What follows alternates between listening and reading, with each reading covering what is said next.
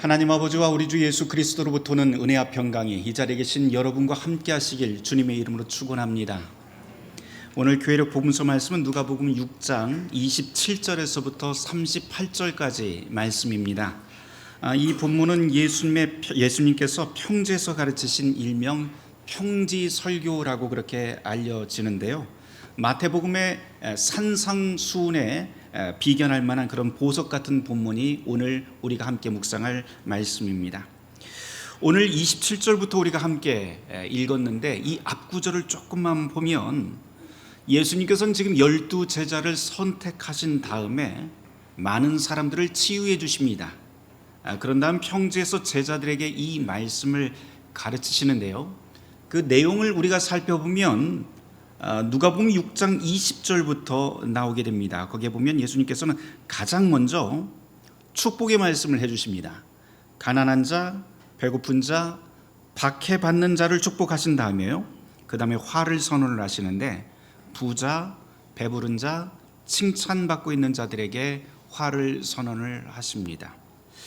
그 다음에 예수님의 제자라면 다른 사람과 어떻게 관계를 해야 되는가 라고 하는 구체적인 지침을 들려주는 내용이 바로 오늘 우리에게 주시는 교회력 복음서 말씀입니다.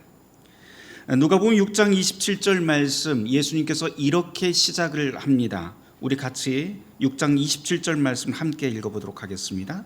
시작. 그러나 너희 듣는 자에게 내가 이르노니 너희 원수를 사랑하며 너희를 미워하는 자를 선대하며 너희를 저주하는 자를 위하여 축복하며 너희를 모욕하는 자를 위하여 기도하라. 주님의 말씀은 여기서 끝나지 않고요, 35절까지 계속 이어지면서 이런 말씀을 계속하는데 거기에서 보면 또 원수를 사랑하라 라고 하는 말씀까지 이어집니다. 인도의 지성이라고 불리는 마하트마 간디는 바로 이 성경 구절을 영국에서 읽고 굉장히 큰 감명을 받게 됩니다. 그래서 이 성경 말씀 때문에 저 유명한 인도의 비폭력 저항 운동을 시작했다고 알려집니다. 제가 이제 매 주마다 하나의 루틴이 있어요. 뭐냐면 주일날 설교가 끝난 다음에 저녁 때 그 다음 주 설교 복음서 본문을 그리고 구약의 본문을 쭉 읽어보고 이제 일주일을 마감을 하고요, 일주일을 또 시작을 합니다. 그러니까 오늘 저녁에는 다음 주 성경 말씀을 읽게 되는데요. 지난주 저녁에 이 말씀 읽고 굉장히 복잡하더라고요. 마음이 너무 불편했습니다. 마하트마 간디는 오늘 이 말씀 읽고 감명받아서 세상을 뒤바꾸는 일을 했다고 그러는데, 저는 이 말씀을 지난주 주일 저녁부터 곱씹으면 곱씹을수록 용서와 사랑의 마음이 차오르는 게 아니라 오히려 뒤에서 깎아내리고 모함하는 사람, 교회를 이 지경으로 만든 사람, 나라를 혼돈으로 내몬 사람들 얼굴이 더 선명하게 떠올랐습니다. 여러분은 어떠신지요? 미워하는 자를 선대하고 원수를 사랑하라 라고 하는 이 말씀을 읽은 다음 개똥이, 소똥이, 말똥이, 그때 그 인간 얼굴이 자꾸 떠오르지는 않으시는지요? 우리는 각자 마음속에 쉽게 용서하지 못하는 사람이 한두 명쯤 있습니다. 다른 기억들은 참 쉽게도 잊히는데요, 바로 그 사람이 나와 내 가족에게 했던 일만큼은 놀랍도록 상세히 기억합니다. 그 기억을 떠올릴 때마다 자연스럽게 분노가 속에서 치밀어 오릅니다. 묘하게도 우리는 자기 방조차 제대로 정리하지 못하면서 상처받은 과거의 기억만큼은 깔끔하게 정리해서 잘도 간직합니다. 그 사람의 이름이 언급되기만 해도 우리는 자신이 얼마나 큰 상처를 받았는지 즉시 설명할 준비가 되어 있습니다. 겉으로는 평온해 보일지 몰라도 속에서는 언제든 터질 듯한 그런 감정이 들끓고 있는 것이죠. 용서하라라고 하는 주님의 말씀을 들어도 바로 그 사람만큼은 늘 예외가 되곤 합니다. 그게 오늘 말씀을 대하는 저와 여러분들의 현실일 겁니다. 한 책에서 이런 문장을 제가 읽은 적이 있어요. 왜 그 사람을 용서하냐고요? 등에 박힌 총알보다 가슴 속에서 자라난 복수심이 더 끔찍해서 못 살겠더군요. 그래서 용서했습니다. 등에 박힌 총알보다 가슴 속에서 자라나고 있는 복수심이 더 끔찍해서 용서를 했다고 합니다. 이 책은 용서의 중요성을 강조하는 감동적인 이야기로 가득 차 있습니다. 그런데 한편으로는 굉장히 불편하더라고요, 저는. 단순히 내 마음 편하자고 가해자를 그렇게 용서하는 것이 과연 올바른 용서일까 하는 질문이 생겼기 때문입니다. 좀 오래되었지만 2007년도에 이창동 감독의 영화 밀양 아실 겁니다. 밀양은 바로 이런 용서의 문제를 잘 보여줍니다. 이 영화는 가해자가 피해자를 향한 진정한 반성 없이 하나님의 용서를 들먹거리면서 자기 자신을 정당화하는 그런 위험한 모습을 우리에게 고발을 했지요. 죄에 대한 책임은 반드시 필요합니다. 그것을 우리는 정의라고 그렇게 부르곤 합니다. 그런데 또한 분명한 점은 정의 없는 용서는 불의를 묵인하는 결과를 낳을 수 있고, 또 용서 없는 정의는 단순한 복수로 전락할 수 있는 위험이 있다고 하는 양면성입니다. 그렇다면 원수를 용서하고 사랑하라 라고 하는 이 주님의 말씀을 우리는 어떻게 받아들여야 될까요? 오늘 이 말씀을 계속 묵상을 하다가 옛날에 루터의 그 친구 이발사 페터에게 보내는 편지가 생각이 났습니다. 이발사 페터가 루터에게 기도하는 법을 알려달라고 하죠.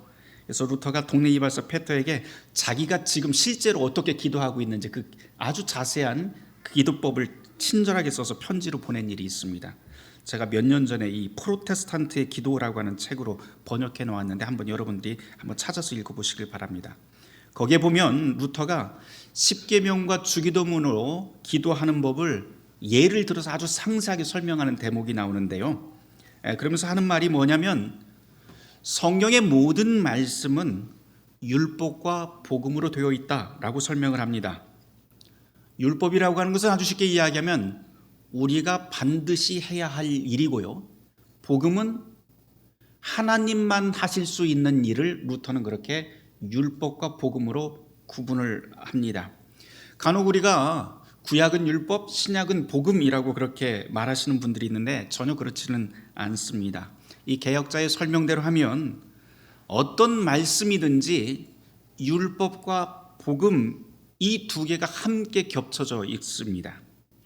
예를 들어 볼까요? 아주 전형적인 율법이 구약에서는 10계명이죠. 10계명 중에 제1계명이 무엇입니까? 너는 나 외에 다른 신은 내 앞에 두지 말아라 라고 하는 말씀입니다. 이거 분명히 우리가 하나님 앞에서 또 이 땅을 살아가면서 하나님의 자녀들이 지켜야 될 명령이고 율법입니다. 그런데 이 말씀 속에 또한 복음도 함께 있다고 루터는 가르치고 있어요. 오직 하나님만이 나를 지키고 인도하시고 보호하신다. 이런 복된 약속이 바로 이 1계명 안에 담겨 있다고 말을 합니다. 거꾸로 복음 안에도 우리가 늘 복음이라고 생각하는 이 복음 안에도 율법이 담겨 있어요. 예수님이 말씀하신 복 가운데서 가장 우리가 쉽게 이야기할 수 있는 복이 팔복입니다. 그 팔복의 첫 번째 복이 뭔가요? 가난한 자는 복이 있다라고 하는 말씀입니다. 이것을 우리는 복음의 말씀이라고 이야기를 하는데요. 이 말씀은 우리의 마음이 주님으로 채워지지 못한 상태, 그리고 우리에게 주신 물질을 겸하게 나누지 못하는, 이웃과 나누지 못하는 우리의 현실을 또한 폭로하는 율법이기도 합니다. 그래서 복음이 단순히 복음이 아니라 그 안에는 또 율법의 말씀이 되기도 합니다. 그래서 루터는 어떤 성경의 말씀을 묵상하더라도 4가지 단계로 묵상을 하라고 그렇게 조언을 하는데요. 그 첫 번째가 뭐냐면 성경에 나와 있는 그 말씀의 본뜻을 찾아라 라고 먼저 이야기를 합니다. 이 본뜻을 찾는다는 것은 단어 하나에 딱 걸려갖고 또는 구절 하나에 사로잡혀서 그것이 본뜻이라고 생각하지 말라고 해요.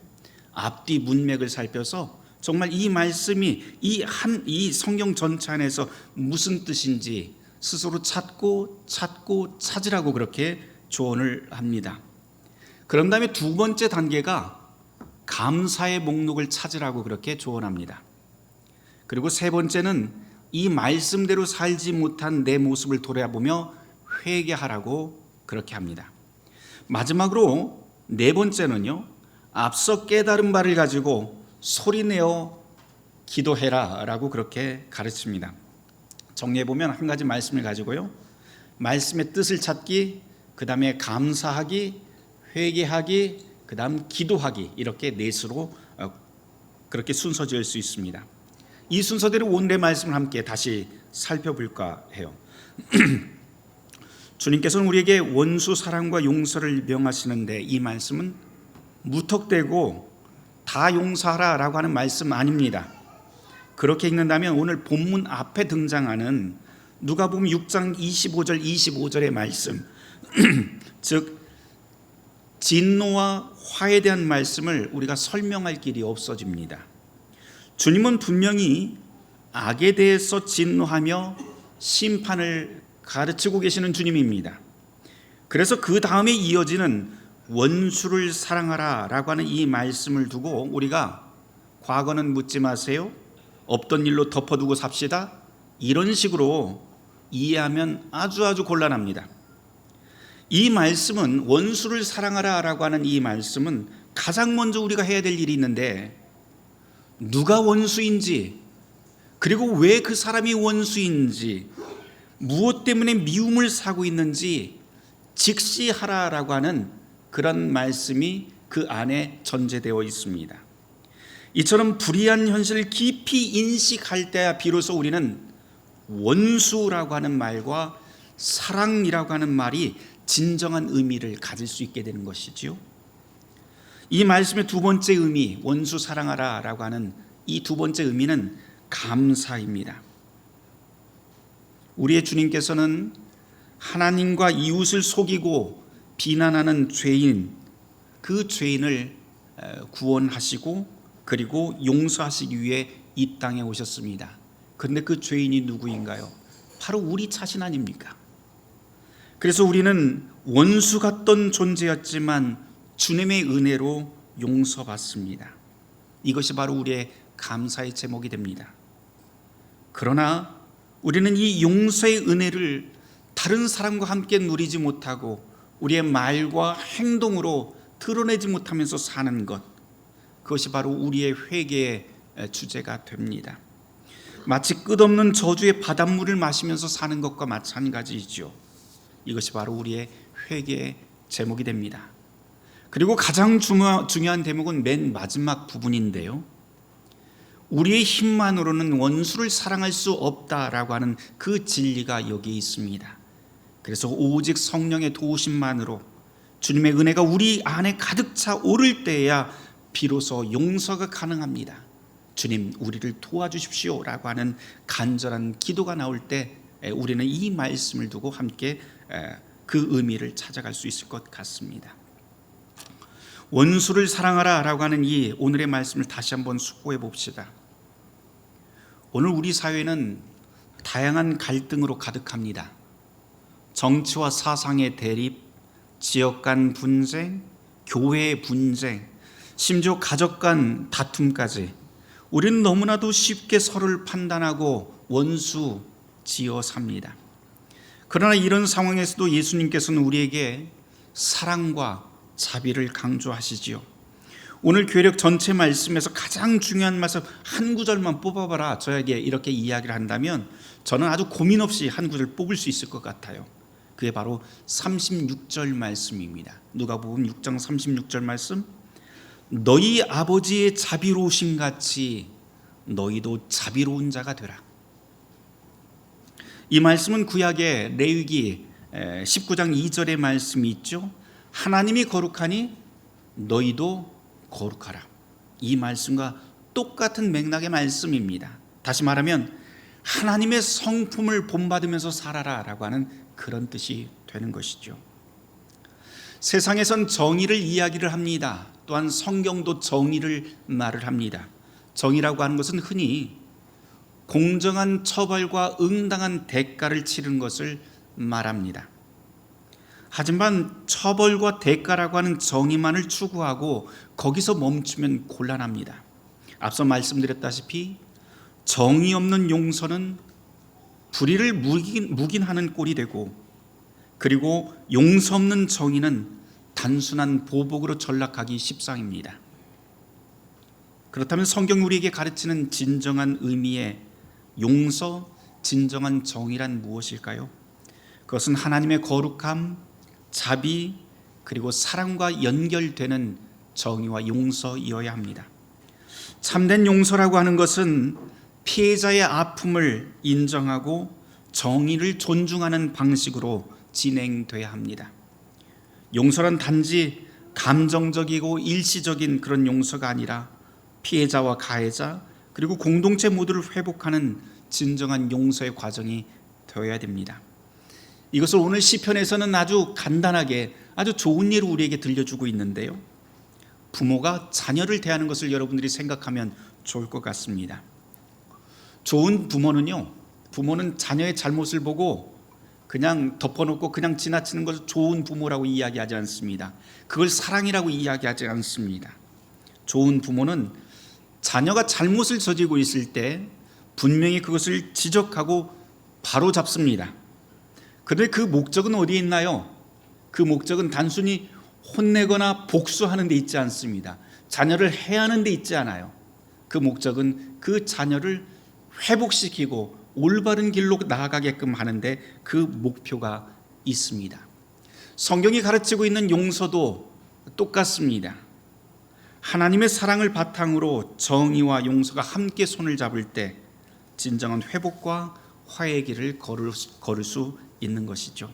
이것을 예수님께서는 너희 아버지의 자비로움 같이 너희도 자비로운 자가 되라 라고 말씀하신 것 아닐까요?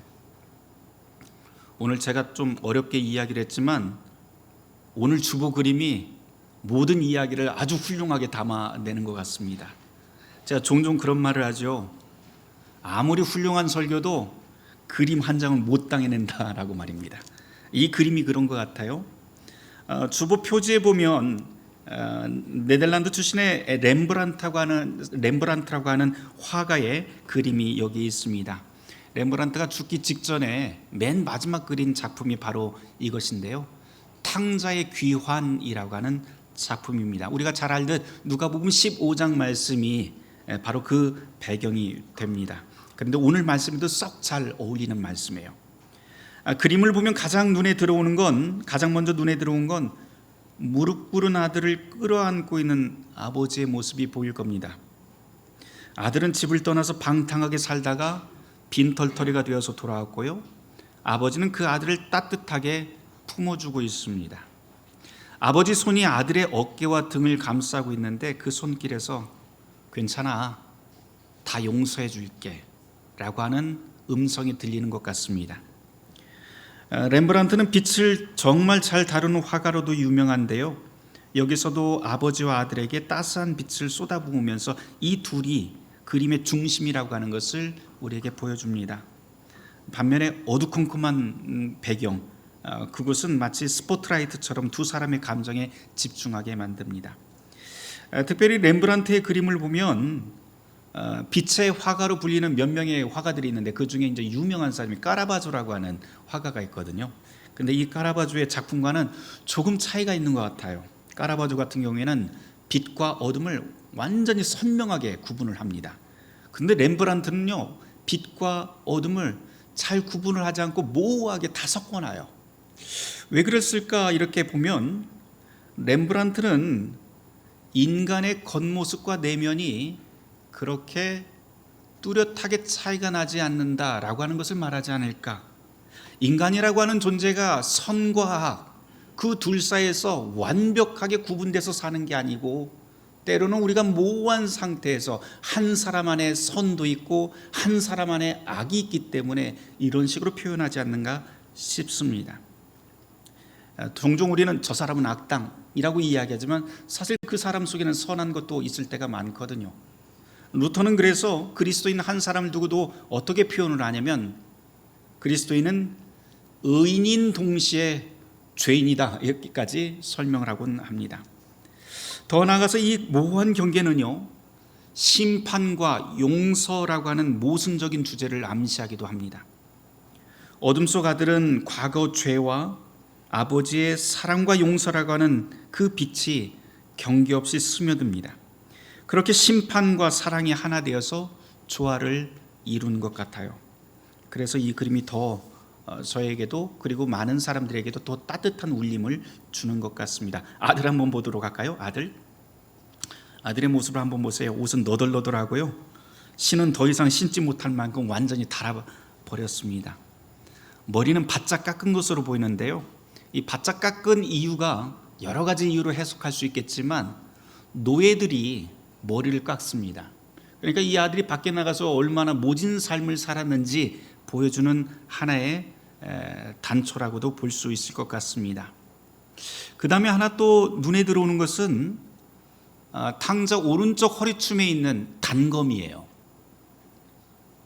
신학자 헨리 나우엔이 이 탕자의 귀환이라고 하는 이 그림을 보고 글을 쓴 게 있는데, 여기에 보니까 무슨 이야기가 있냐면 이 단검은 단지 아들의 신분을 나타내는 장식이다라고 그렇게 설명을 하더라고요. 거짓골이 되었지만 그의 신분은 여전히 부자 아버지의 아들이다라고 하는 그것을 나타내는 것이라고 설명을 합니다. 그래서 그리스도인이 이 땅에서 시련 가운데서 살아가더라도 하나님의 자녀인 것을 나타내는 게 바로 이 단검의 상징이다라고 그렇게 설명하는 것을 읽은 적이 있습니다. 그런데 저는 이 단검이 헨리 나우엔의 그 해석하고 조금 달리 보입니다. 아주 단순하게 보면 단검이 하는 일은 뭐예요? 살상무기잖아요. 이게 살상무기. 그런데 이 단검을 귀환한 아들이 단검을 차고 아버지 앞에 나타납니다. 무슨 뜻일까요? 절망의 시간이 다가왔을 때 탕자는 이 단검으로 자기 존재를 지워버리거나, 다시 말해서 자살하거나, 아니면 아버지를 해칠 수도 있는 그런 도구가 바로 이 단검 아닐까요? 현실적으로 여러분들이 한번 생각해 보세요. 완전히 다 망해서 아버지께 돌아오면서 이 아들에게 남은 마음이 무엇이었을까요? 아버지를 향한 희망? 아버지를 향한 소망? 이런 것이었을까요? 어쩌면 현실적으로 우리가 다시 생각을 해보면 탕자에게 진짜로 남아있는 이 마음은 절망 속에 뾰족한 마음 하나 남아있지 않았을까 싶어요. 그게 바로 단검이 상징하는 바일 것입니다. 하지만 아버지는 그런 아들의 단검 같은 마음조차 끌어안습니다. 바로 이 포옹은 하나님의 사랑이 단검을 이기고 상처 입은 아들을 끌어안아서 다시 일으키는 회복의 힘을 보여줍니다. 아버지를 조금 더 자세히 보도록 하죠. 아버지는요, 붉고 멋진 옷을 입고 있습니다. 이 옷은 부와 관대함을 상징하면서도 더 나아가서 하나님의 사랑을 나타낸다고 할 수 있습니다. 또 흥미로운 건 그 아버지의 손이에요.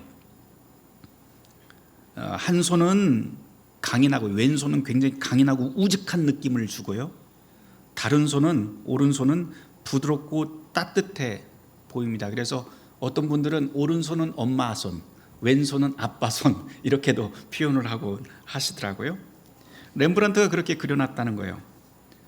마치 엄격함과 자비, 정의와 사랑, 이 둘을 동시에 가지고 있는 하나님의 위엄을 나타내는 것 같이 말입니다. 이 두 사람 주위를 한번 보도록 할까요? 아쉽게도 우리 주보는 전체 그림을 다 담아내지는 않고 있습니다. 이 작은 품 안에, 이 작은 이 작품 안에는요, 이 아버지와 아들 말고도 3명이 더 등장을 하는데, 우리 주보에는 한 사람만 보이잖아요. 보이지 않는 그 자리에 큰아들과 하인이 또 서 있습니다. 지금 여러분들이 보고 계시는 흐릿한 곳에 앉아있는 사람은 큰아들이 아니라 하인일 겁니다. 나중에 꼭 찾아서 한번 확인해 보시길 바랍니다. 큰아들이 단정한 옷을 입고 자세가 반듯하게 서 있습니다. 그리고 얼굴에 빛이 투사되고 있지만 그 표정을 보면 썩 좋아 보이지 않는 표정을 확인할 수 있을 겁니다. 성경 이야기에서 형은 동생이 돌아온 걸 질투하고 있기 때문이죠. 그 마음을 작가가 그런 식으로 처리해 놓습니다. 이 그림은 용서와 사랑에 대한 이야기를 담아 놓습니다. 아들은 잘못을 뉘우치고 돌아왔고 아버지는 조건 없이 받아줍니다.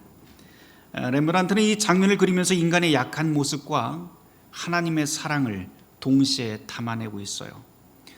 사실 렘브란트 자신도 이 그림을 그릴 때 완전히 망해서요, 돈도 잃고 사랑하는 사람도 다 떠나보낸 아주 힘든 시기를 거칠 때 바로 이 그림을 그렸다고 합니다. 그래서 이 작품은 개인적인 아픔과 깨달음도 녹아있는 작품이라고도 볼 수 있습니다. 보면 볼수록 이 그림이 참 마음을 움직이고요, 사랑과 용서를 깊게 묵상하게 만듭니다. 오늘 말씀으로 다시 돌아가서 말씀을 맺어보도록 하죠. 예수님께서는 우리에게 최고의 정의가 바로 사랑이라고 가르치십니다. 하나님은 우리가 죄인 되었을 때도 우리를 먼저 사랑하셨고 그 사랑으로 우리를 구원하셨습니다. 이게 바로 우리가 실천해야 될 정의의 모범입니다. 오늘 우리 사회는 깊은 갈등 속에 있습니다. 오늘 말씀에 따르면 주님의 제자인 그리스도인은 정의라고 하는 이름으로 증오와 혐오, 폭력을 절대 정당화해서는 안 됩니다. 혹여라도 그리스도의 이름으로 또 정의라고 하는 이름으로 증오와 혐오, 폭력을 외치는 장소에 있다면 그곳에서 빨리 나오시길 바랍니다. 그거 사입입니다. 대신에 다른 이의 입장을 이해하려고 노력하고 회복과 화해를 위해서 기도하며 하나님의 사랑을 실천하려고 하는 곳, 그것이 바로 하나님의 나라입니다. 정의와 용서, 이것은 동전의 양면처럼 함께 가야 됩니다. 마치 좋은 자녀가 자녀를 훈계할 때 사랑의 마음을 잃지 않듯 우리도 정의를 추구하되 사랑과 자비의 정신을 잃지 말아야 합니다. 그 사랑이 모든 깨어진 자리를 메꾸고 회복하게 될 것입니다. 사랑하는 성도 여러분, 우리 모두 주님의 말씀처럼 하늘 아버지를 닮아갑시다. 세상의 탐욕꾼들을 부러워하고 닮아가기보다 하나님 아버지의 거룩함, 그분의 자비를 닮아가길 바랍니다. 분명히 이 일은 우리의 힘으로는 불가능합니다. 그러나 주님께서 우리에게 보내시고 약속하신 그 보혜사 성령께서 저와 여러분을 도우실 것입니다. 바라기는 이 나라와 교회, 우리의 모든 관계에 정의롭고 자비로운 하나님의 사랑이 가득하길 주님의 이름으로 축원합니다. 모든 지각에 뛰어난 하나님의 평강이 그리스도 예수 안에서 우리의 마음과 생각을 지키실 것입니다. 오늘 말씀을 놓고 함께 기도하도록 하겠습니다.